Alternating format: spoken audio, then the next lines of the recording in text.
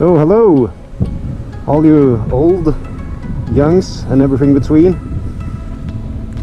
It's New Year, it's 2019 now, and Swedenator is up for new challenges.